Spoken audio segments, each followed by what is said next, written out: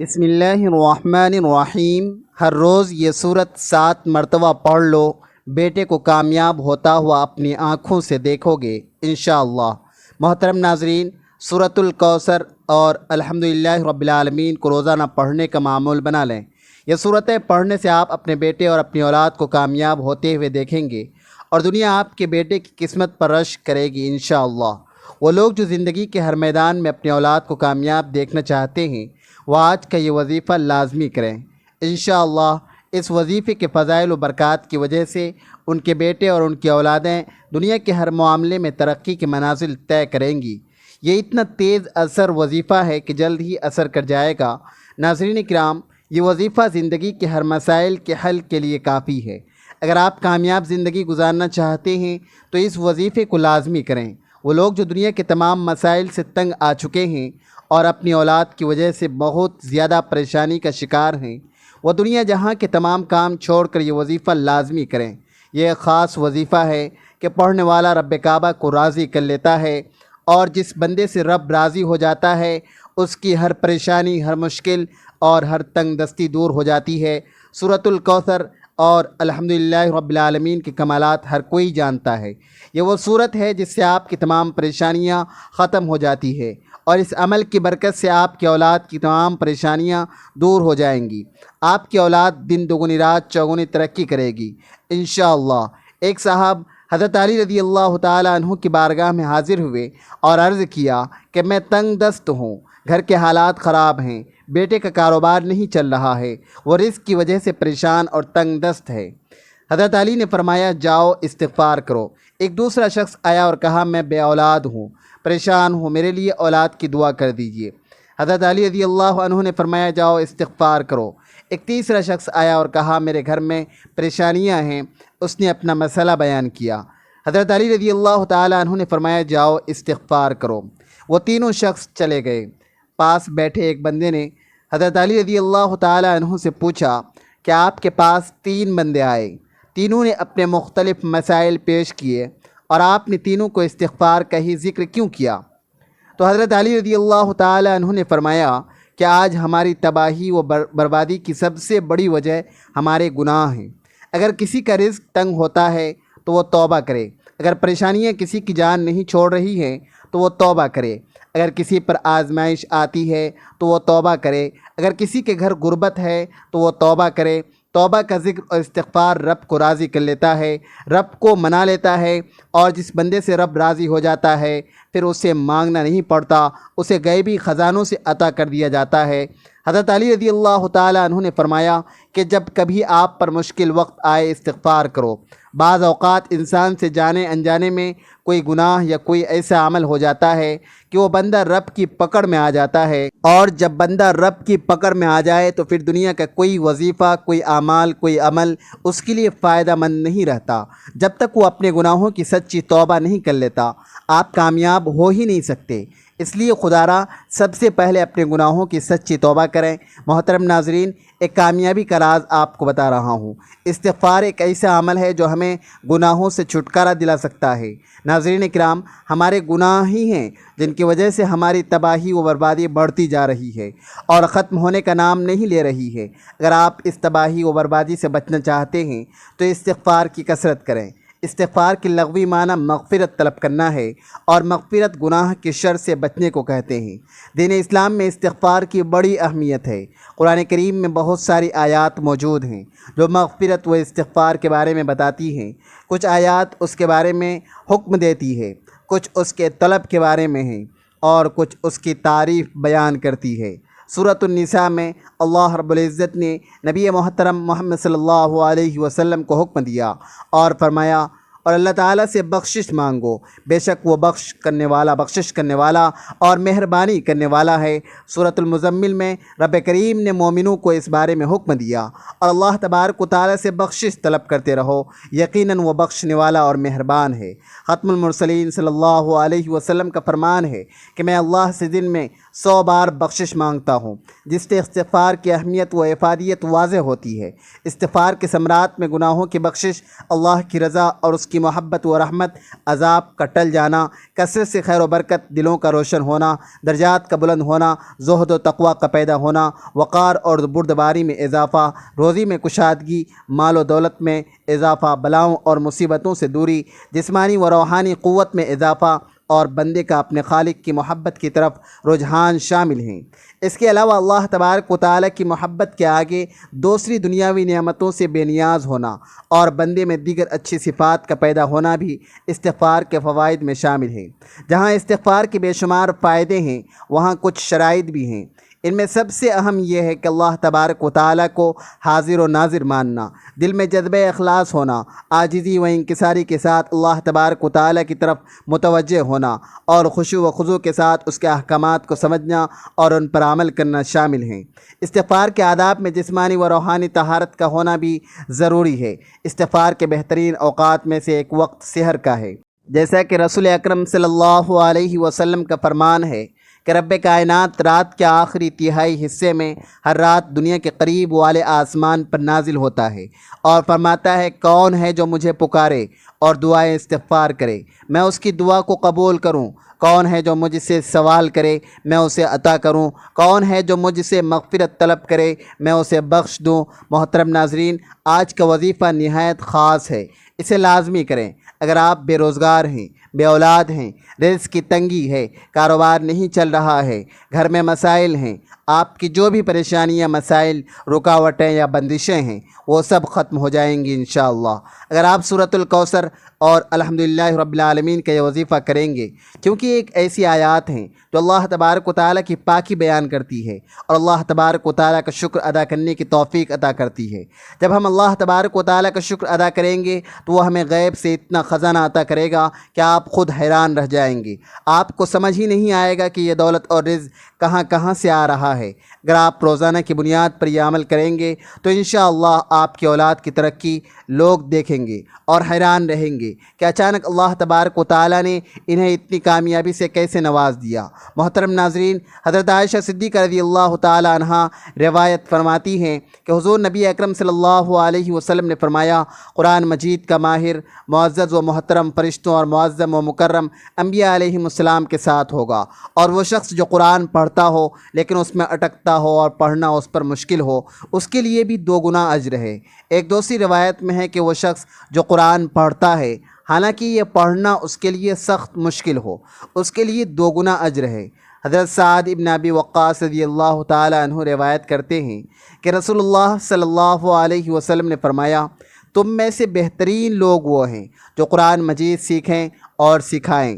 حضرت ابو موسیٰ اشعری رضی اللہ تعالیٰ عنہ سے روایت ہے کہ حضور نبی اکرم صلی اللہ علیہ وسلم نے فرمایا، جو بندہ مومن قرآن مجید پڑھتا رہتا ہے اس کی مثال مالٹی کی طرح ہے، جو عرب کا ایک لذیذ پھل ہے جس کی خوشبو بھی اچھی اور ذائقہ دار ہے، خوبصورت اور پاکیزہ ہوتا ہے۔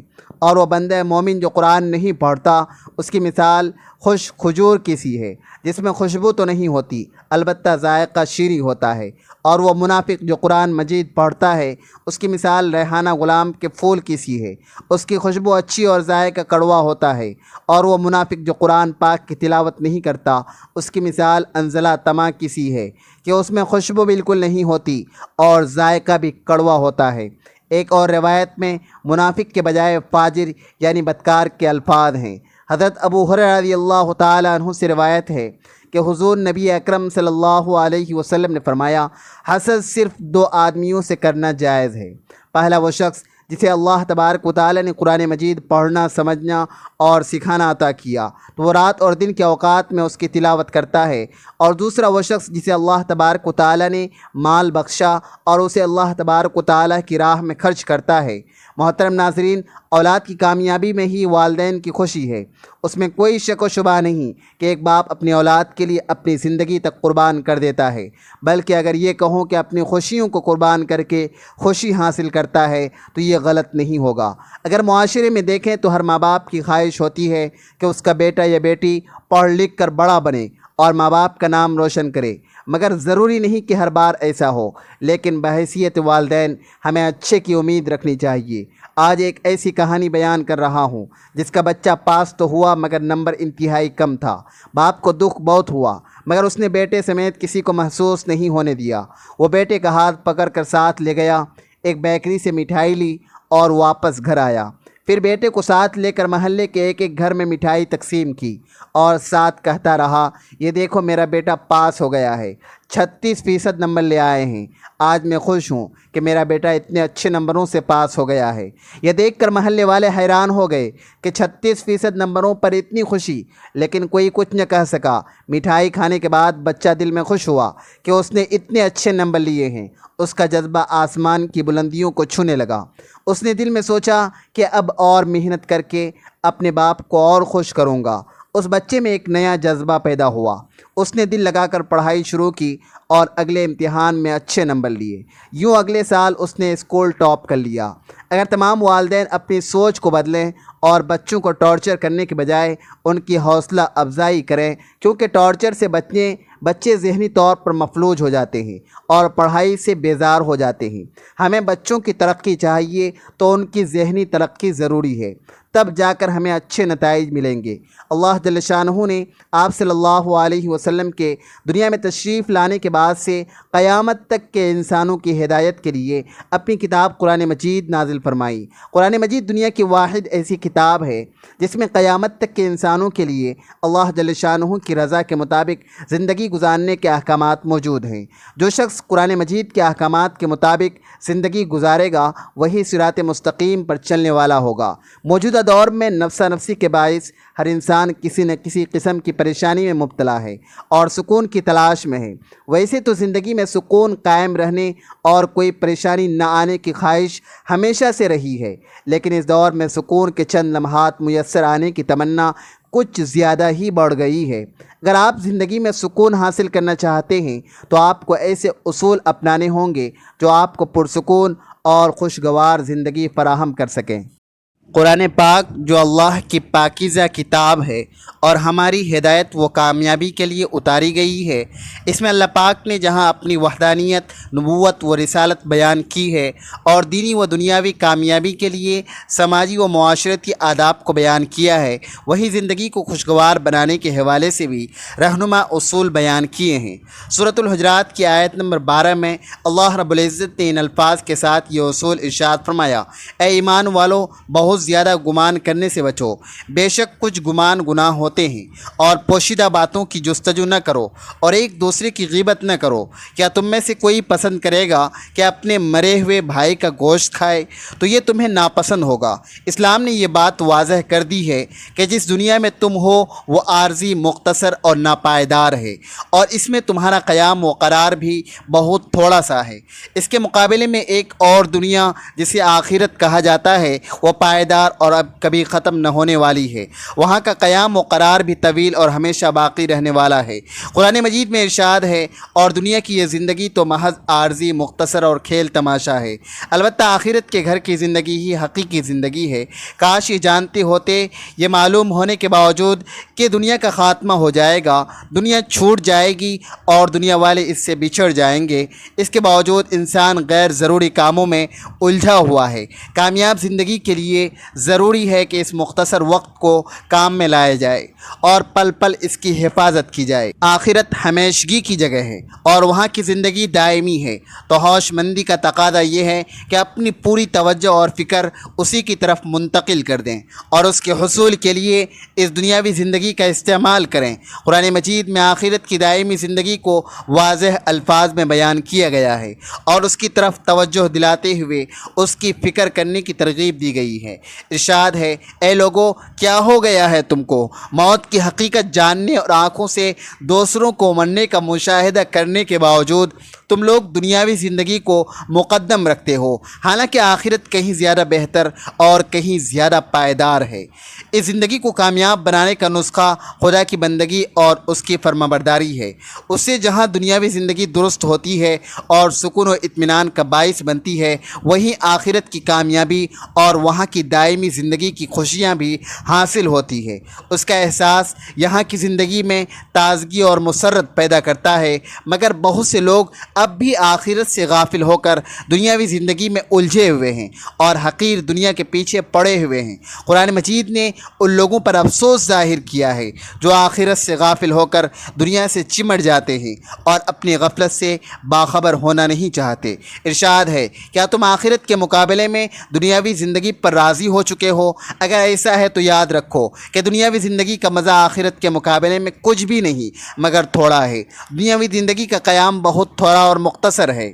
یہاں نہ تو ہر خواہش پوری ہوتی ہے اور نہ ہی زندگی کا مکمل سکون حاصل ہوتا ہے، بلکہ یہاں کی زندگی کا وہاں حساب دینا ہے۔ ہر چھوٹی بڑی چیز کے متعلق پوچھا جائے گا۔ جو جتنا سامان زندگی اکٹھا کرے گا اتنا ہی بوجھ اپنے سر پر لاد کر لے جائے گا، اور جو جتنا کم سامان رکھے گا اتنا ہی کم سوالات اس سے کیے جائیں گے۔ محسن انسانیت صلی اللہ علیہ وسلم نے تعلیم دی کہ انسان زیادہ کی فکر نہ کرے بلکہ کم سے کم چیزوں پر قناعت کرے، کیونکہ دنیا اس کے لیے ایک مسافر خانہ ہے اور مسافر اتنا ہی سامان اپنے ساتھ رکھتا ہے جتنی اسے ضرورت ہو۔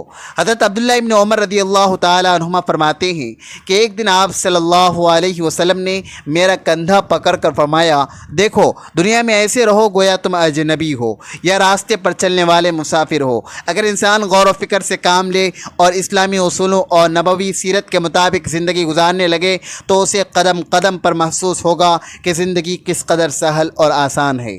سادگی میں عافیت ہے اور بیجا تکلفات میں تکلیف ہے۔ انسان پر تکلیف آتی نہیں، وہ خود لاتا ہے۔ انسان چاہے تو بہت کم خرچ میں اپنی ضروریات کی تکمیل کر سکتا ہے اور بقیہ کو دوسروں کی خدمت میں صرف کر سکتا ہے۔ در حقیقت جینا اسی کا نام ہے کہ جو دوسروں کے لیے ہو۔ انسان چاہے تو جسمانی و ذہنی تھکاوٹ اور دیگر پریشانیوں سے خود کو دور رکھ سکتا ہے، مگر اس کے لیے اسے کفایت، شعاری، سادگی اور بقدر ضرورت پر عمل کرنا پڑے گا، جیسا کہ اس وقت بہت سے لوگ کرتے ہوئے دکھائی دیتے ہیں۔ موجودہ حالات نے ہمیں بہت کچھ سکھایا ہے، بس ہمیں سمجھنے، سیکھنے اور اس کے مطابق اپنی زندگی کو ڈھالنے کی ضرورت ہے۔ اگر ہم زندگی میں سکون و اطمینان چاہتے ہیں اور بقیہ زندگی کو پربہار بنانے کا ارادہ رکھتے ہیں تو قرآنی نسخے پر عمل کرنا ہوگا۔ دنیا میں بقدر ضرورت ہی دل لگانا ہوگا۔ آخرت کی فکر و تیاری کرنی ہوگی جو آخری اور ابدی گھر ہے، اور دنیا میں اتنا ہی سامان رکھنا ہوگا جتنا اٹھانے کی ہمت ہو اور اس کا حساب دینے کی ہم میں طاقت و صلاحیت ہو۔ یقیناً جو انسان آخرت کی فکر کرتا ہے وہ دنیا کے غم سے نجات پا جاتا ہے، اور جو آخرت کی عظیم نعمتوں سے بہرور ہونا چاہتا ہے وہ دنیا کی حقیر چیزوں میں نہیں الجھتا۔ اس کے نتیجے میں وہ دنیا کے غم سے آزاد ہو کر زندگی گزارتا ہے اور کہتا ہے کہ زندگی تو کتنی آسان ہے۔ ناظرین، وقت کی نزاکت کو مد نظر رکھتے ہوئے آئیے آج کے وظیفے کی طرف چلتے ہیں۔ آپ نے یہ وظیفہ روزانہ کسی بھی نماز کے بعد پڑھنا ہے۔ باوضو مصلی پر بیٹھ کر آپ نے سب سے پہلے ایک بار اعوذ باللہ من الشیطان الرجیم پڑھنا ہے اور ایک بار بسم اللہ الرحمن الرحیم پڑھ کر وظیفے کا آغاز کرنا ہے۔ نبی کریم صلی اللہ علیہ وسلم کی ذات اقدس پر 3 مرتبہ درود پاک پڑھنا ہے۔ درود پاک آپ اللہم صلی علی محمد وعلی آل محمد پڑھ سکتے ہیں، یا صلی اللہ علی محمد پڑھ لیں، یا نماز والا درود ابراہیمی پڑھ لیں۔ اللہم صلی علی محمد وعلی آل محمد کما صلیت علی ابراہیم وعلی آل ابراہیم انک حمید مجید۔ اللہم بارک علی محمد وعلی آل محمد کما بارکت علی ابراہیم وعلی آل ابراہیم انک حمید مجید۔ درود پاک پڑھنے سے پہلے عاجزی کے ساتھ اپنے مقصد کی نیت کریں۔ مقصد جتنا بڑا ہو یہ نہ دیکھیں کہ یہ ناممکن ہے، دیکھیں کہ آپ کس ذات سے مانگ رہے ہیں جو عرش الہی کا رب ہے، خزانوں کا مالک ہے۔ آپ اس رب سے مانگ رہے ہیں جس کے قبضے قدرت میں دونوں جہانوں کی بادشاہی ہے، اور وہی آپ کو عطا کرے گا۔ بے شک وہ ہر چیز پر قادر ہے اور وہ بہت غفور الرحیم اور بے نیاز ہے۔ انشاءاللہ جو مانگیں گے آپ کو مل جائے گا۔ اپنے مقصد کی نیت کریں۔ اگر آپ اپنی اولاد کی ترقی اور کامیابی چاہتے ہیں تو یہ ذہن میں رکھیں کہ میں بیٹے یا بیٹی کے لیے وظیفہ پڑھ رہا ہوں یا پڑھ رہی ہوں۔ اگر آپ کی کوئی اور حاجت ہے، کوئی اور پریشانی ہے، تب بھی یہ وظیفہ پڑھ سکتے ہیں۔ گاڑی، دولت، شہرت، کامیابی، ترقی، خوشحالی، جو بھی چاہیے وہ مانگ لیں۔ اپنے مقصد کی نیت کرنے کے بعد وہیں بیٹھیں، آنکھیں بند کریں اور پوری توجہ اور دھیان سے وظیفہ پڑھنا شروع کریں۔ یہی کامیابی کا راز ہے۔ جس طرح ایک مکان کی بلڈنگ بنائی جاتی ہے تو اس کی بنیاد رکھی جاتی ہے، دیواریں مضبوط کی جاتی ہے، اسی طرح کسی بھی کامیابی کا راز شروع ہوتا ہے درود پاک پڑھ کر۔ جو بھی دعا اور جو بھی وظیفہ کیا جاتا ہے وہ ضرور قبول ہو جاتا ہے۔ جو بندہ درود پاک پڑھتا ہے وہ اللہ تبارک و تعالیٰ کو راضی کرتا ہے، کیونکہ اللہ تبارک و تعالیٰ اس عبادت سے بہت زیادہ خوش ہوتا ہے۔ اس لیے کہا جاتا ہے کہ تمام عبادات میں سے سب سے افضل درود پاک پڑھنا ہے، جس کی قبولیت کا کوئی شک نہیں، کیونکہ رب کی رضا اسی میں ہے۔ جب بندہ اپنے کبیرہ و صغیرہ گناہوں کو بخشوا لیتا ہے تو رب راضی ہو جاتا ہے۔ اسی طرح سے آپ نے درود پاک پڑھ کر یہ وظیفہ شروع کرنا ہے۔ یہ وظیفہ آپ اپنے ہاتھ کی انگلیوں پر گن کر پڑھ سکتے ہیں۔ اگر ہاتھ کی انگلیوں پر گن کر نہیں پڑھ سکتے تو تسبیح کا استعمال کر لیں، لیکن تعداد میں کمی بیشی نہیں ہونی چاہیے۔ آپ نے ہاتھ کی انگلیوں یا تسبیح پر 100 بار الحمدللہ رب العالمین پڑھنا ہے، کمی بیشی نہیں کرنی۔ بعض اوقات بندہ ایک دانہ کم یا زیادہ پڑھ جاتا ہے، لیکن آپ نے 100 دانوں کی تسبیح کرنی ہے، 100 بار پڑھنا ہے۔ جب آپ کی زبان سے الحمدللہ رب العالمین نکل رہا ہو، آپ روتے ہوئے، تڑپتے ہوئے، سسکتے ہوئے رب کعبہ سے مانگتے چلے جائیں۔ یقین کیجئے اللہ تبارک و تعالی آپ کی نسلوں کو آباد کر دے گا۔ جن گناہوں کی پکڑ کی وجہ سے رب نے آپ کا رزق تنگ کیا ہے، آپ کے گھر میں پریشانیاں ہیں، غربت ہیں، تنگ دستی ہے، اس صورت کی فضیلت و برکت سے ہر طرح کی پریشانیاں، گناہ اور بندشیں ٹوٹ جائیں گی اور کامیابی آپ کا مقدر ہو جائے گی انشاءاللہ۔ 100 دانوں کی ایک تسبیح پڑھنے کے بعد اب دوسرے نمبر پر جو وظیفہ ہے وہ رب کے 2 ناموں کا وظیفہ ہے۔ آپ نے 11 بار یا رزاقو یا فتاحو پڑھنا ہے۔ یا رزاقو یعنی اے رزق دینے والی ذات، اے مشکلوں پر قابو پانے والی ذات، اے کامیابی دینے والی ذات۔ یا رزاقو یا فتاحو کو پکارنے کی دیر ہے، عرش الہی سے فرشتے زمین پر اتریں گے اور کامیابیاں چھوڑ جائیں گے۔ یا رزاقو یا فتاحو کو ملا کر پڑھا تو 1 بار ہو گیا۔ اس طرح آپ نے یہ وظیفہ 11 بار پڑھنا ہے۔ بظاہر ہر کوئی بتاتا ہے، لیکن کامیابی کا طریقہ کوئی نہیں بتاتا۔ کامیابی کا راز ہر کوئی چھپا لیتا ہے۔ ہم تو چاہتے ہیں کہ لوگوں کی آسانیاں ہوں، لوگوں کی دعائیں قبول ہوں، لوگوں کی پریشانیاں ختم ہوں اور آپ زندگی کے ہر میدان میں کامیاب ہوں۔ غور سے سنیے گا، نبی کریم صلی اللہ علیہ وسلم پر درود پاک پڑھنے کے بعد پہلے نمبر پر وظیفہ الحمدللہ رب العالمین کو 100 بار پڑھنا ہے۔ دوسرے نمبر پر وظیفہ رب کے 2 ناموں کا ہے، یا رزاقو یا فتاحو، آپ نے صرف 11 بار پڑھنا ہے۔ اب تیسرے نمبر پر آخری وظیفہ ہے، آپ نے صرف 3 بار سورۃ الکوثر پڑھنی ہے۔ 3 بار سورہ کوثر پڑھ کر آخر میں وہی درود پاک 3 بار پڑھنا ہے جو وظیفہ شروع کرتے وقت پڑھا تھا، اور وظیفہ مکمل کر دینا ہے۔ اب کامیابی کا راز کیا ہے؟ اس کو پڑھ کر آپ نے اپنے رب کا شکر ادا کیا اور اس کی پاکی بیان کر کے اپنے گناہوں کو بخشوا لیا۔ اب رب راضی ہے، اب انعام لینے کا وقت ہے۔ یا رزاقوں سے رزق مل جائے گا، یا فتاحوں سے کامیابی آپ کا مقدر ہو جائے گی۔ سورۃ الکوثر سے آپ کے گھر کے حالات بدل جائیں گے، بے سکونی اور بے برکتی ہمیشہ کے لیے ختم ہو جائے گی انشاءاللہ۔ یہ وظیفہ کوئی نہیں بتائے گا، خدا را یہ وظیفہ بتائے گئے طریقے سے کیجیے گا۔ ناظرین، آج کا وظیفہ نہایت آسان اور مختصر سا ہے۔ آپ نے دیکھا ہوگا کہ اسے پڑھنے کے لیے صرف 1 آدھ منٹ ہی لگے گا، اس سے زیادہ وقت نہیں لگے گا۔ آپ نے یہ وظیفہ کسی بھی نماز کے بعد کر لینا ہے، اور انشاءاللہ آپ کی جو بھی پریشانی ہے، اولاد کے حوالے سے ہو، رزق کے حوالے سے ہو، یا کوئی بھی مسئلہ ہو، وہ ختم ہو جائے گا۔ دعا ہے کہ اللہ تبارک و تعالی میرا سنانا، آپ کا سننا اپنی پاک بارگاہ میں قبول و منظور فرمائے، آمین۔ ناظرین، گزارش ہے کہ اللہ تبارک و تعالی کے 99 ناموں میں سے کوئی ایک نام کمنٹ میں لکھ کر ضرور شیئر کریں۔ اللہ تبارک و تعالی ہم سب کا حامی و ناصر ہو، آمین یا رب العالمین۔